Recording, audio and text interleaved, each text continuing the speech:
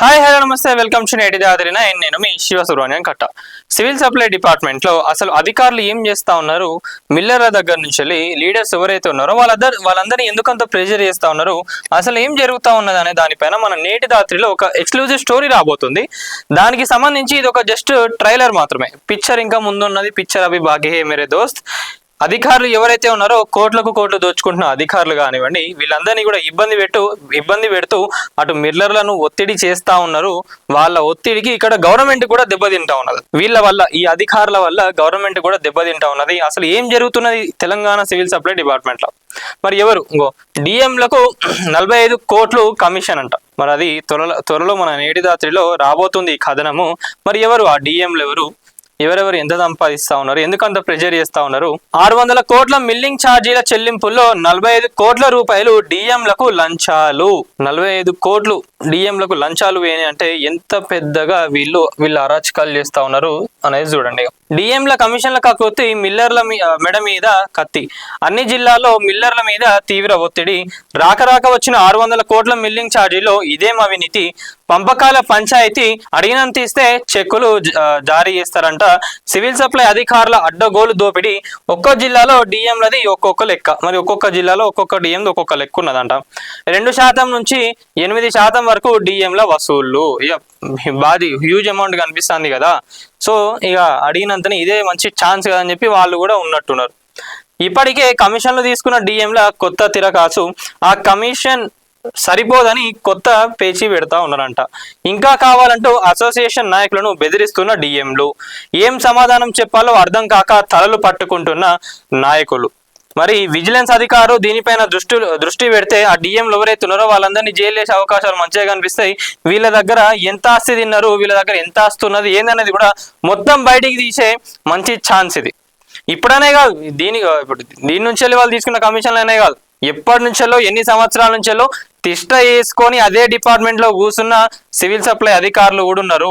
వాళ్ళందరిపైన కూడా ఒక్కసారి ఏసీబీ దృష్టి పెట్టి, విజిలెన్స్ డిపార్ట్మెంట్ కూడా దృష్టి పెడితే ఎవరెవరు ఎన్ని కోట్లు సంపాదించారు, ఎక్కడ విల్లాలు తీసుకున్నారు, కార్లు, బైకులు, ఏమేమి సంపాదించుకున్నారు ఏందనేది కూడా మొత్తం బయటపడుతుంది. డిఎంల అడ్డగోలు ఆస్తులపై ఏసీబీ ఆరా తీస్తే తేలేది 100 కోట్లే. పాపం పొలిటీషియన్స్ దగ్గర కూడా ఉండదండి గింతగానం. నేను చెప్తాను కదా, ఎందుకు హెచ్ఎండిఏలో కానివ్వండి ఏడ చూసుకున్నా కూడా ఒక్కొక్కరిని ముట్టుకుంటే ఖాళీ ఇట్లా టచ్ చేస్తే 500 కోట్లు, 400 కోట్లు, 300 కోట్లు ఎడికో పోతున్నాయి ఆస్తులు. పాపం ఆ ఎమ్మెల్యేలు, కార్పొరేటర్ వాళ్ళంత గట్టిగా సంపాదించుకుందాం అనుకున్నా కూడా వాళ్ళ దగ్గర ఉండవు. ఎమ్మెల్యే దగ్గర కూడా ఉండవు, మినిస్టర్ దగ్గర కూడా ఉండవు వీళ్ళు సంపాదించుకున్న ఆస్తులు. పార్టీకే ఇస్తా ఉన్నారు కదా, 100 కోట్లు మేము ఇస్తాం, మళ్ళీ వచ్చే గవర్నమెంట్ ఏదైతే ఉందో మమ్మల్ని చూడకండి, మేము మా డ్యూటీ చేసుకుంటాం, లేదంటే మేము లీవ్లు ఉంటాం, మా జోలికి రాకండి, మమ్మల్ని వదిలేయండి అని చెప్పి 100 కోట్లు 200 కోట్లు ఇచ్చి సైలెంట్ గా ఇంట్లో కూర్చున్న వాళ్ళు కూడా ఉన్నారు. అంటే అన్ని కోట్లు ఇచ్చిరంటే వాళ్ళు ఎంత సంపాదించి ఉండాలి? మరి ఖాళీ కూర్చుంటున్నారంటే ఏడికెళ్ళో ఇక వేసుకుని అన్ని ఇక వస్తున్నట్టే కదా నెలకి ఎంతో కొంత. గట్లున్న అధికారుల సంపాదన. ఒక్కసారి గవర్నమెంట్ ఎంప్లాయ్ అయితే చాలు, అధికారులు అయితే జాలిగా పండగే. ఇంకా దాంట్లో ఇంకా తోడు తెలంగాణ రాష్ట్రం వచ్చినాక బాగుపడ్డది ఎవరు అని అంటే ఫస్ట్ లిస్టులు ఉండేది అధికారులే. అన్ని డిపార్ట్మెంట్కి సంబంధించిన అధికారులు వాళ్ళు. ఇక హైదరాబాద్ లో ఉన్న అధికారులను ముట్టుకుంటే వామ్మో, ఒక స్టేట్ నడిపించేయచ్చు వాళ్ళ దగ్గర ఉన్న పైసలతోనే. ఇక గట్లుంటది మరి ఇలా సంపాదన మరి. సో మరి ఎవరు ఆ డిఎంలు ఎవరు? 45 కోట్లు తీసుకున్న కమిషన్ ఎవరు?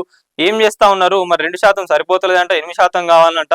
మరి రైస్ మిల్లర్లకు కూడా ఇది నిజంగా చెప్పాలంటే వాళ్ళకు కూడా ఇబ్బందికరమే, నాయకులకు కూడా, వీళ్ళందరినీ కూడా. ఎందుకంటే నాయకులకు ఇంకా టార్చర్ ఉంటుంది.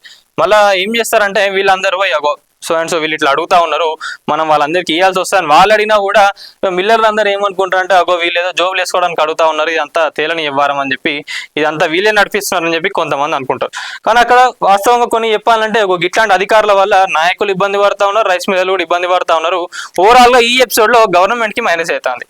మరి మంత్రి గారు, కమిషనర్ గారు ఒక్కసారి దీనిపైన దృష్టి పెట్టి ఒక్కసారి శాఖ ప్రక్షాళన చేస్తే ఎవరెవరు ఉన్నారు, ఇట్లా అవినీతి అధికారులు ఎవరెవరు ఉన్నారు అనే వాళ్ళందరినీ ఏరి పడేస్తే, మంచిగా పనిచేసే అధికారులను తీసుకొస్తే సివిల్ సప్లై డిపార్ట్మెంట్ అనేది ఎన్ని ఇబ్బందులు ఉన్నదో ఆ ఇబ్బందుల నుంచి మొత్తం బయటకు వచ్చి క్లీన్ చిట్ గా మారుతుంది. లేకపోతే ఆల్రెడీ ఇది చెప్తున్నా, అదే ట్రైలర్, జస్ట్ ట్రైలరే, మొత్తం కథనం కూడా నేటి దాత్ర రాబోతున్నది. మరి ఎవరి గురించి ఎవరెవరు ఎంత సంపాదించుకున్నారు ఏంది అనేది చెప్తా ఉన్నా. విల్లాలు, కార్లు, బంగ్లాలు వామ్మో చాలా అంటే చాలా కథలు ఉన్నాయి ఇలా. మరి కథనం కూడా త్వరలో రాబోతుంది కాబట్టి ప్రతి ఒక్కరు కూడా నేటి జాతి ఛానల్ని సబ్స్క్రైబ్ చేసుకోండి. ఛానల్కి అప్డేటెడ్గా ఉంటే మళ్ళీ వార్త వచ్చినాక మీకు ఆ వార్త కూడా చూడడానికి అవకాశం ఉంటుంది. సో వీడియో ఇస్తున్న వాళ్ళు ఎవరైతే ఉన్నారో ప్రతి ఒక్కరు వీడియోని లైక్ చేయండి, షేర్ చేయండి, కామెంట్ చేయండి. అలాగే నేటి జాతి ఛానల్ని సబ్స్క్రైబ్ చేసుకోండి. Thank you.